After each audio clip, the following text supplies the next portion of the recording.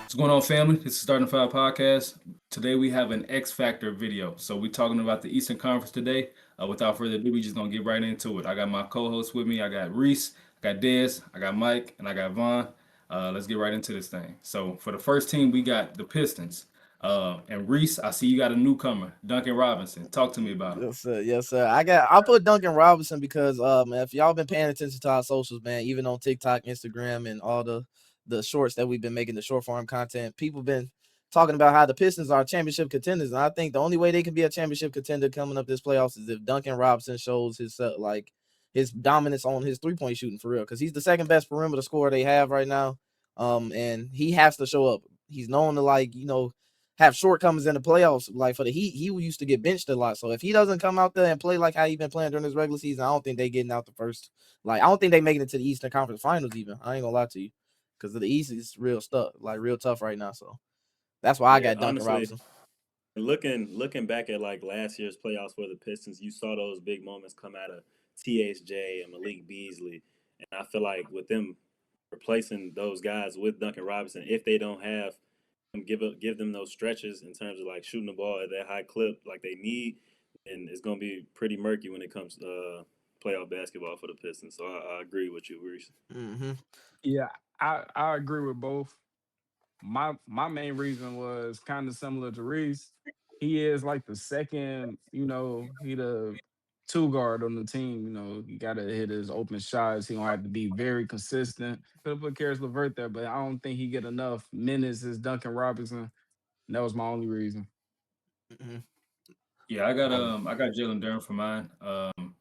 Dez had if y'all saw that, if y'all haven't seen the clip, go back and check it out. But he talked about the Pistons not having enough outside of Cade. We've seen Jalen Duren be a lot better this year, and so I feel like if he keeps up that same production, then their chances in the playoffs will be a lot better. But we're gonna need him to perform. So go ahead, Dez. Yeah, that's why I had Durant as well too. Long as he can like be as consistent as he has in the regular season, their chances definitely be better come postseason here. Yeah, Yeah, absolutely. I respect that Jalen Duren is the best center in the East right now. So I respect that. I ain't gonna lie. Yeah. Yeah, moving on to the Celtics. I'm gonna start off with Vaughn because he had a name that kind of stood out. Vaughn, talk to me. What wanted to about that?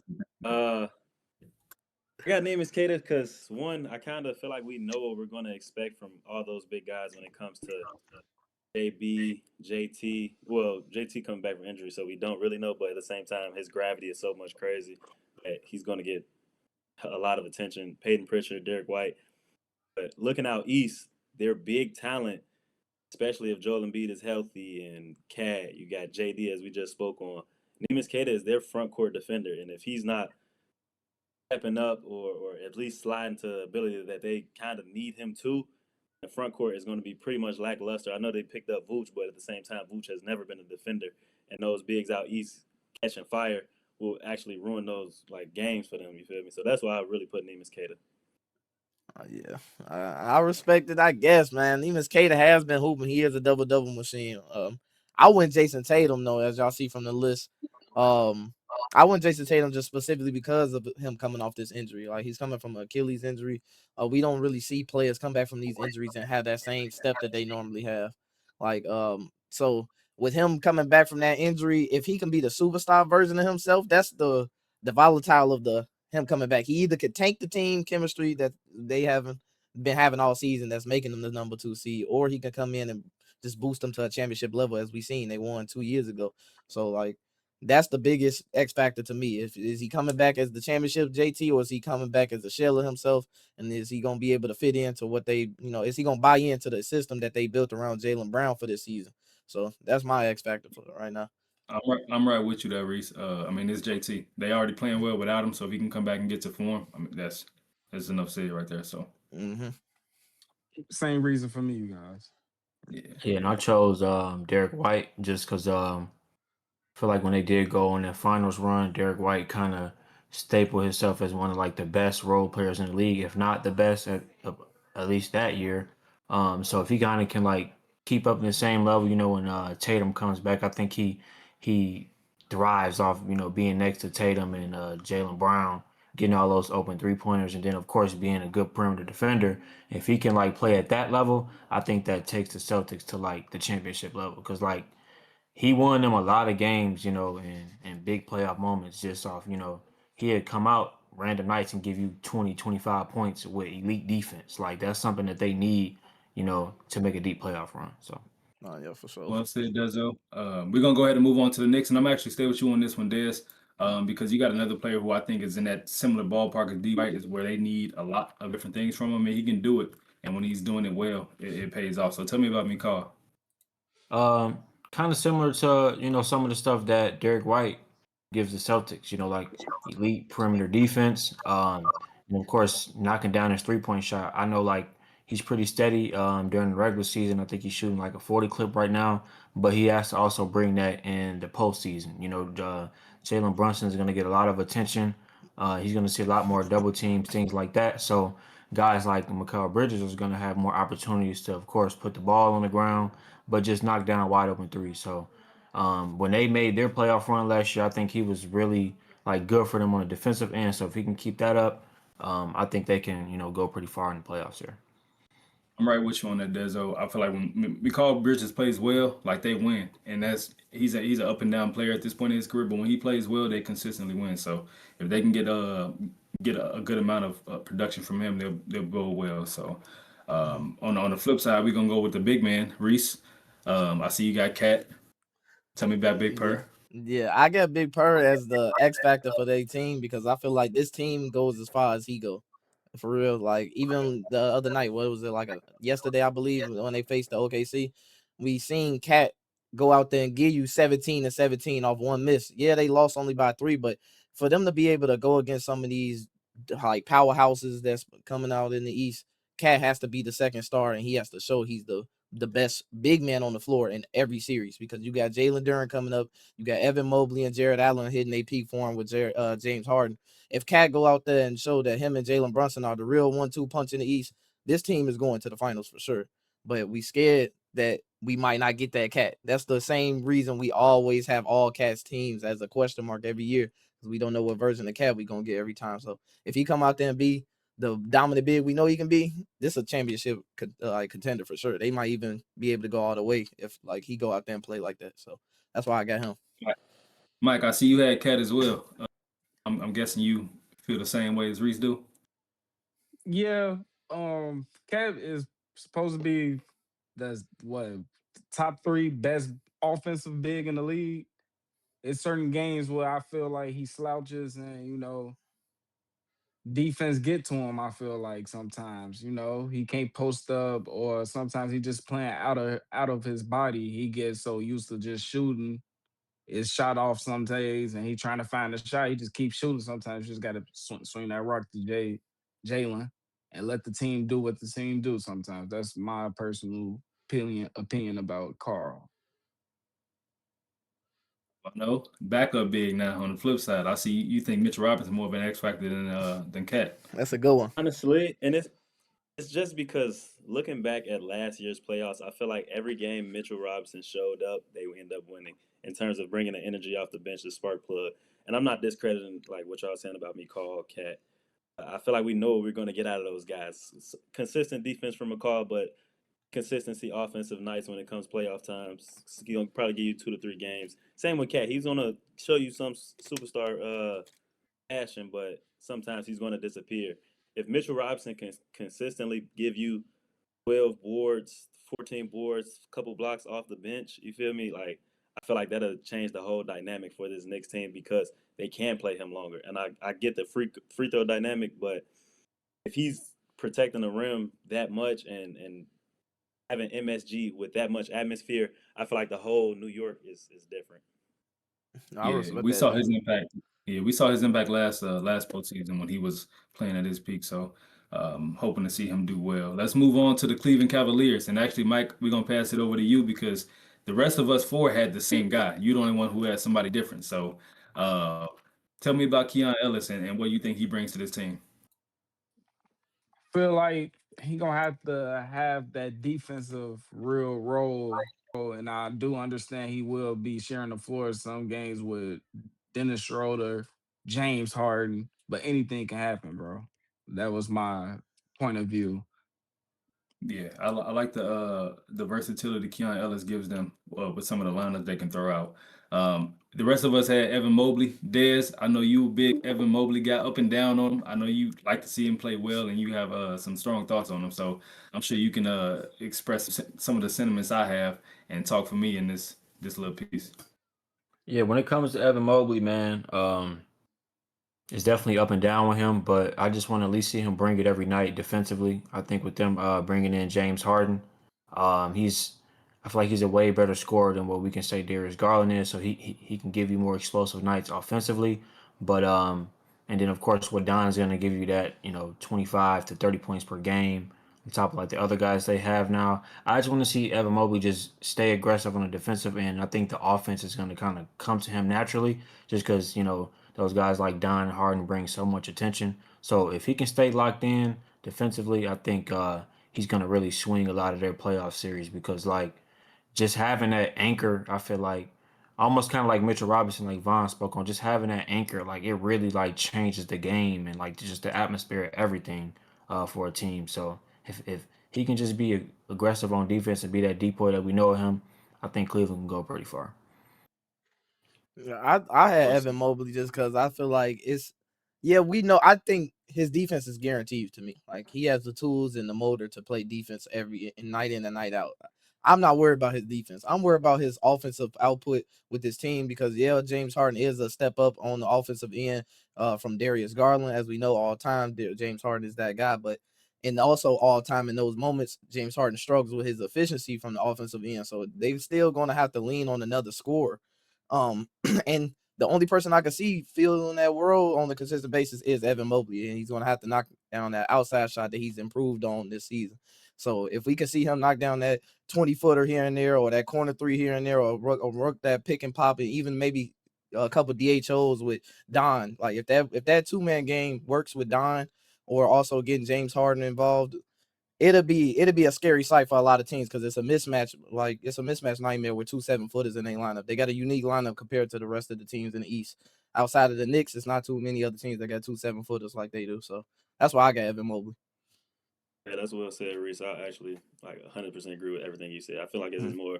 it's more of his offensive ability rather than his defense. I feel like that's pretty consistent. Yeah, that's the story of his career, honestly. What are we going to get from him on the offensive end? Staying with you, Vaughn, another guy in his draft class, actually, as we move on to the Toronto Raptors, you had Scotty Barnes. So another guy who's on defense consistently, but what do you need offensively from Scotty Barnes to bring that team to a different level? Honestly, I think you need everything as he's been doing when it like pertains to the regular season on the glass, finding people, but also still giving you 19 to 20 points. You feel me? I think I really put Scotty Barnes just because this is his first playoff experience, and we don't know how he's gonna like get under that atmosphere because everybody knows the playoffs is a different beast, and sometimes people fold. You feel me? But pressure builds diamonds, so I feel like Scotty Barnes gonna really show us the capabilities he has as a player, and really shine more of a light on himself this come playoffs. I'm gonna keep it 100. Mm-hmm. I'm curious Well to see said. Well who said. everybody else got. Yeah, I had Emmanuel quickly. I think the Raptors, they're gonna need his shooting. They're gonna need his creation in space. And I think with the lack of spacing that they have in their front court, especially, he's gonna be important. Mike, I see you had Emmanuel quickly as well. Um, tell me how you feel about Emmanuel quickly and what he can bring to this team. Yeah, Emmanuel quickly looking at the roster, I feel like he has the most important role. You feel me? He don't get the same type of buckets as everybody does. For example, Brandon Ingram and Scotty Barnes, we all know pick and roll action, Brandon might get open. Emmanuel, on the other hand, he's a very, I told you guys I like them irky jerky type of players, and he is one of them. And I feel like Definitely is. he is just like, if Yeah. he's very inconsistent, if he's not rolling, to y'all, hey, you gonna need that 15. Basically, is what I'm trying to say. You gonna need it. Like simple as that. So if you out here getting 8, 10, that ain't gonna work. You gonna have to get back in the jump same day. So Mm-hmm. that's how I feel about Emmanuel quickly. I agree with you low key on the Emmanuel Quickly. I ain't go with Emmanuel. I went with Brandon Ingram, but Emmanuel Quickly does have the most important role as far as the guards because he's their best 3-point shooter as well. Down there, like he has to be knocked down. He damn near got the same responsibility as Duncan Robinson and Keon Ellis. He got to be Yeah, both of them. Like he got to be the playmaker as the wing, as yeah. the guard, and he also gonna have to knock down that trade ball. But I picked Brandon Ingram just because we seen Brandon Ingram in these moments. Vice versa, what Vaughn said on the flip side. Scotty Barnes is new to this playoff atmosphere. Brandon Ingram been here before, so I'm expecting Brandon Ingram to come back better than he was the last time. I did see him go against OKC and put up numbers, and it was a pretty good series. And that was when we seen Brandon Ingram look like he could potentially be a number one for a team in certain playoff moments. So if he can be that number one for them and they just come out there and compete, we not expecting nothing much out of them for real, because this their first time making the playoffs with this young core. But I just want to see Brandon Ingram take that next step because he is the veteran of this team for real. He's the most seasoned vet out of all the wing players that we just named. So if he go out there and give you that 20, that 25, he gonna have to bump it up. He might have to give you damn near almost 30 a night, even if he want to be that star. He's the number one option on offense. So that's why I got Brandon Ingram. Well said, Reese. And your reasons for Brandon Ingram is similar to the reasons why I picked RJ Barrett. RJ Barrett has also been in these playoff moments before with New York. And he's kind of seasoned, I would say now. And I feel like they're going to need certain sparks from RJ where you can give you between 15 to 20 points per game, maybe hitting a consistent outside shot and just being that glue guy for them. So I think if RJ can give you some of those like games where he's like popping off when Brandon Ingram is seeing extra attention, which I know he will come playoff time, I feel like that can kind of boost Toronto's chances in the playoffs. So. Mm-hmm. Well Yeah, said. We'll go ahead and move on. Go ahead, Reese. I was just gonna say I hope RJ show up, man. I love that boy RJ from them Duke days, bro. I Yeah. hope he Yeah, you I hope been a he just big fan, bro. yeah, That nigga I real mess with him. butt. And for our last team of this Eastern Conference X Factor, we got the 76ers. And Reese, I want to pass it back to you because you went ahead and picked Joel Embiid. We all know Joel Embiid has injury issues. So if Joel Embiid comes out healthy, right? What's the healthy version of Joel Embiid look like, and how can that help the 76ers? So for me picking Joel Embiid, it's not even necessarily a health thing. Is he gonna be able to buy into the role of being not the number one this season? He's not number one no more. Y'all know I'll mess with Tyrese. Tyrese, this is his team now. So if Joel go into these playoff moments and like kind of becomes a black hole at moments that we know he can be when he has them offshoot nights on that bad knee that he has right now, he's gonna tank their team in certain moments. I'm not gonna lie to you, because he also is a liability on defense right now in the pick and roll, and we never seen Joel be a liability on defense. So if he can somehow juice up like he did during the Team USA Olympics run, where he just fight through the pain and still come out there and get you a double and go out there and fight hard on the defensive end, then this team can actually surprise and shock one of the contenders in the East. I wouldn't be surprised. Like, cause I know somebody probably, I'm assuming one of y'all probably even pick playoff P or something, but like we need Joel Embiid to be that top 5, top 3 center in the league right now. Like he was number 2 at one point. So if he can get to somewhere in that range, they can damn near take one of these teams down in the East. So Hey Vaughn, would you agree with Reese on Joel Embiid's ceiling and him need to buy in? No, actually, I got Joel for becoming that MVP again. If we see Joel fully healthy, as we've seen in previous years, Joel is easily a top 3 player in the league. And I'm not saying he's gonna take a backseat to Tyrese, but it'll automatically be like preordained that Tyrese. It's a 1-2, 1A, 1B type of thing at this point. You feel me? And because the gravity Joel Embiid attracts as like the top guy on his team, it's so crazy that they're not gonna know who to guard. You feel me? So I don't agree in terms of him buying into a role. I agree. I kind of thought Joel coming back with max health and into the full potential that we know he can, then it'll like push 76ers probably to the ECF, if we being honest, if we get a fully healthy Joel, because I feel like the pieces around him can alleviate any other problems that they don't like they see. You feel me? mm-hmm. Yeah. Just to cap off Joel Embiid, I I think his rebounding and defense is going to be limited. Like he's not going to ever reach the levels that he once was. But as a scorer, I don't feel like he's missed a beat when he's healthy. And I think they have enough defense with their wings to kind of make up for him not being consistent on that end as often. So I just want to see Joel Embiid healthy. If he is healthy, which we haven't seen him in the playoffs since I think the bubble, like fully healthy, then we'll see how that comes out. So moving on to Paul George though, Dezo. Paul George. He won't be back for another, few weeks at least. I can't remember exactly how many games he has before he can come back. But Paul George, when he does come back, what do you expect from him?